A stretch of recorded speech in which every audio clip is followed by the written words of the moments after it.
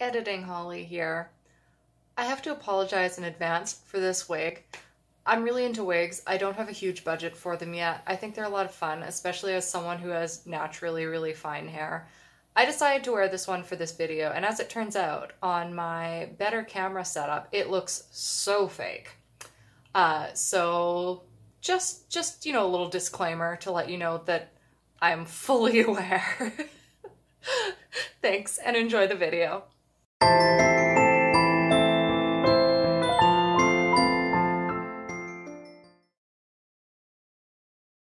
This video. Oh, this video. It's been a saga. I filmed this 5 times yesterday, some with this camera that I'm using, some with my phone. None of it worked. I hated it all. And it was just a disaster that continued snowballing and getting worse and worse and worse every time, from my memory card filling up to my phone filling up. I didn't realize how little room I had on there and wound up doing like 5 different takes just to make a little 10-minute video on my phone, and it just, you know, changed every time where I was sitting. It was ridiculous. Anyhow, I did come back, and I am putting this video out Friday. Let's hope. Let's hope that's what happens. That's the plan right now. I'm here now with less glasses, fun makeup, and yes, this isn't my real hair. I figured I would get that first video out of the way so that you don't feel too catfished. You can always just go back and check if you wonder what I really look like. This is all part of the experimentation of me starting on YouTube. Another thing with that video was I just wanted to get something out, so I sat down right when I was finally ready with my phone and just filmed. But I do actually have a proper camera, a microphone, and I'm gonna see how this works. So far, it's been worse for me in terms of multiple takes, but when the good one is finished, maybe it'll be better. And you can let me know what you like. Maybe you like me just sitting there on my bed, or maybe you like this better. We'll see. So today, I'm gonna be doing the Authortube Newbie Tag. I've done this many times before now, so maybe I won't even have to look at the little notes on my screen as much. I believe that this tag was originally started by Jenna Streety, and I'm going to link her down below, but I couldn't actually find the original one. I just found other people saying that it was her, so I'm going to trust them. She does have a second edition of the tag out now, and I might do that one at a later point in my channel. It's a lot of fun. It was nice just writing down the answers and thinking on it, and I hope that you enjoy it too. So without further ado, let's answer some questions. That is hard to say. I got really into YouTube itself, like as a whole, about 4 years ago now, and with anything creative, the second I look at someone else doing it, I'm thinking, I'd probably like to do that. So I had that playing around in my head a little bit right from the get-go. But as someone who is very introverted, I am not a personality at all. I do my work, I draw, I take photos. Everything I do is very much in my sort of insular little bubble. I couldn't really see how I would fit into YouTube when I was first seeing it and watching people do skits and stuff like that. So it took a very long time for me to think about it, and eventually I did stumble across people who were doing Authortube and BookTube. I can't say any specifics who were the first ones. There have just been so many awesome, inspirational people that I've watched on here.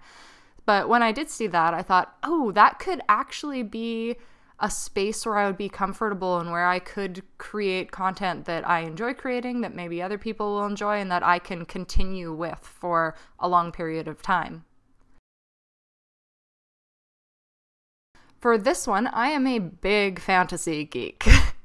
So that's what I write. My mom is a writer and a cartoonist, and she very much raised me on tons and tons of fairy tales. If you could see the books behind me here, it's only a small sampling of all the books in our entire household here. There are a lot, but most of them are fairy tale books. And my dad is a graphic novel creator. He's a colorist and a writer. So between the two of them, I was really steeped in fantasy. It's the most familiar genre for me and the most comfortable. So that is what I find myself writing in all the time. It's not really planned. It's just what ideas I have. The problem with writing fantasy is everyone writes fantasy. It's a really, really saturated space. So all I can hope is that my voice will add something new to it.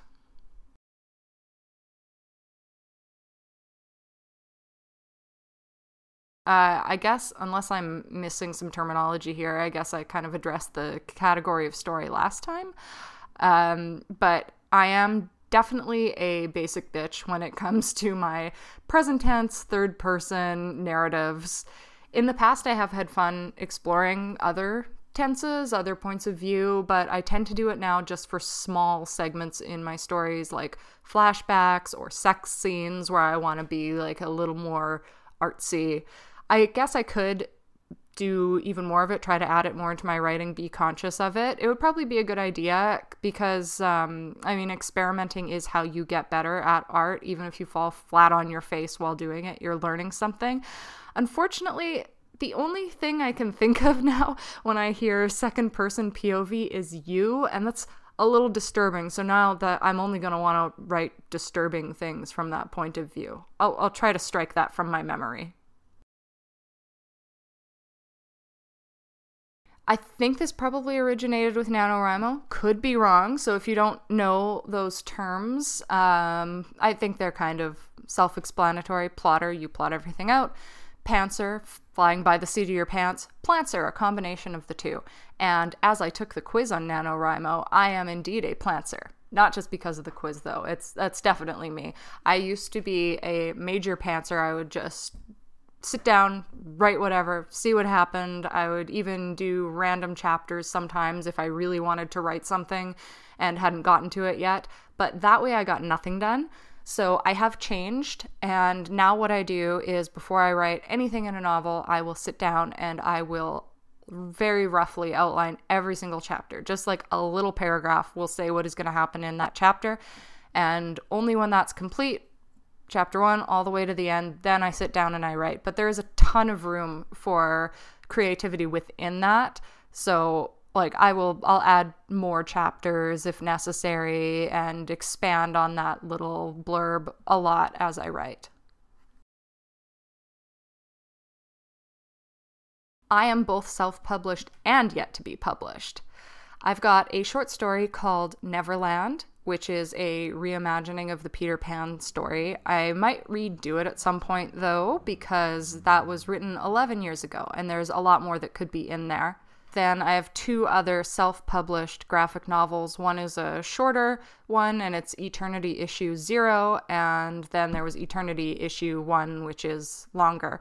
And those are based on a over 9,000 page RPG that my friend and I had going in our teen years.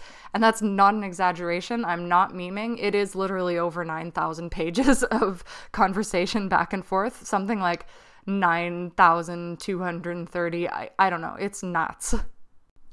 That being said, I am currently working on 2 novels that I hope for the final drafts to be finished in 2021, and for those, I would like to get them traditionally published. So in that case, I am yet to be published.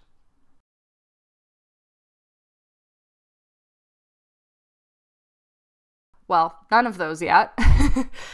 But for self-publishing, I can tell you that Neverland got published through Lulu, and Eternity Issue 0 was Kablam/Indie Planet, and Eternity Issue 1 was through Amazon. I had great experiences with all of these. The only reason I chose different platforms for these books is because I was experimenting. I just wanted to see what each one was like. Also, they were over the period of years and years, so each time I sat down to put something out, I was like, oh, where am I going to go? Where do I want to publish this? And it was just sort of a new thought process every time. If I were to self-publish again, though, I think I would probably go with Amazon, because that's what everyone's doing, and they are an evil overlord that we all have to bow down to because they will give you the most exposure. Although I could be kind of wrong with that if they're oversaturated at this point. I don't know. I haven't given it a ton of thought. I'm not focused on self-publishing right now.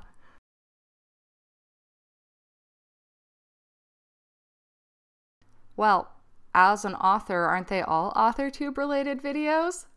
She said, hopefully. I'm kidding. But I am going to be talking about my writing. I guess that kind of goes without saying. I'm going to talk about editing. I'm going to show you where you can read parts of my story. I am starting off the channel by vlogging through NaNoWriMo. So that's going to be the month of November. There's going to be a video every week, generally Friday, but I think the first one might be a Sunday.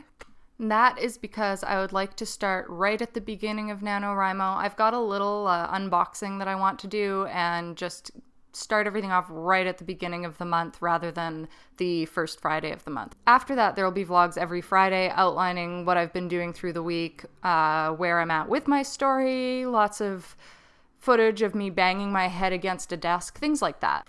Following NaNoWriMo, I am hoping to conquer Vlogmas.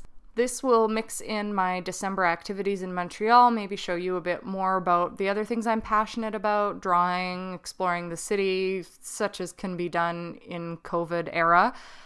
But also there will be a lot of continued writing, editing, my other stories. I can tell you about them other than my NaNoWriMo project.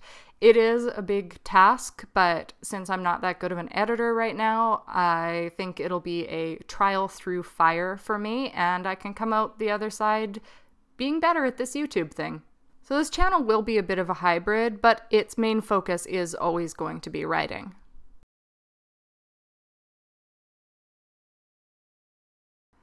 I'm sure that I had ideas for stories right when I started reading, which was, I think, around the age of 4.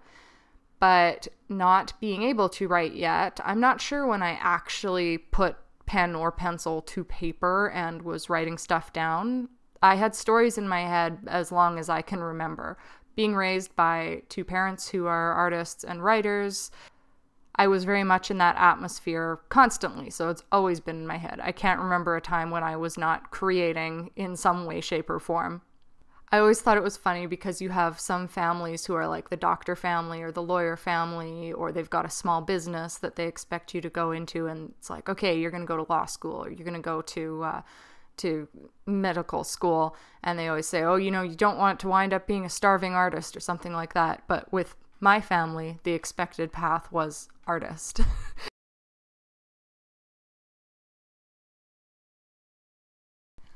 Well, I finished writing my first book when I was 8 years old. It was called The Kitten and the Fairy, and I wrote it when I was at piano lessons. I would go with my mom, and I would either be going before her or after her, so I would be waiting, and I would be writing in this thick coil-bound notebook. I think it was like 80 pages.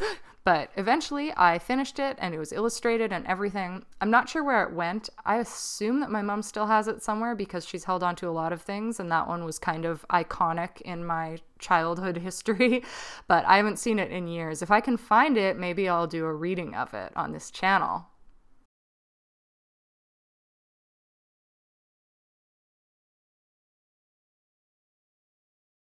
This one is kind of difficult for me because there are so many authors that I've read and who have inspired me to the point where I don't even remember specifics sometimes, which can be a little bit harrowing because I don't want to end up writing something that's already been written. So far, I don't think I have, but I will find points in my story, and then I'll be talking to my mom, and it'll just come to me. I'll go, oh, that book, that's what inspired me to do this. And it's kind of this cool little subconscious thought coming to the forefront. But to give you a real answer, I will have to go with some fantasy, horror, sci-fi greats, such as Tolkien, George R.R. Martin, Ursula Le Guin, William Gibson, Anne Rice, and Thomas Harris.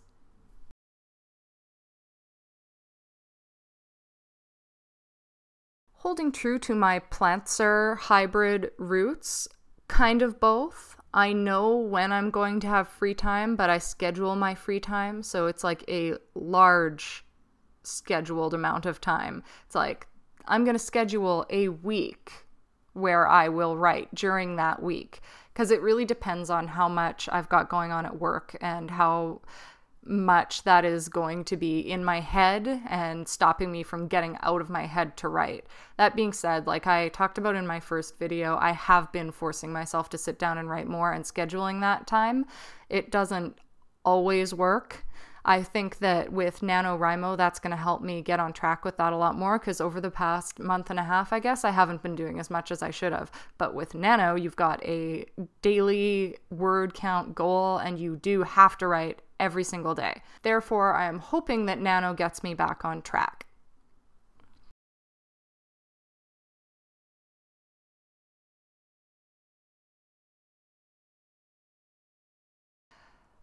These days, I do all of my plotting on paper and I write on my laptop.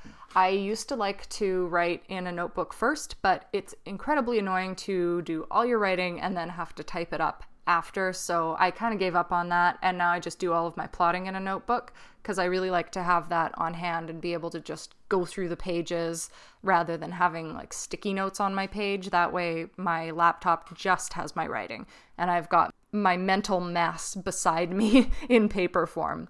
I would love to use a typewriter at some point, but I have not done so far. As to where I write, it's either at my desk in my bedroom or on the daybed in the living room. Both are by large windows, so depending on whether I want to sort of curl up on the couch or sit at a chair, either way, I have a big window that I can just stare off into when I need to think about my next line.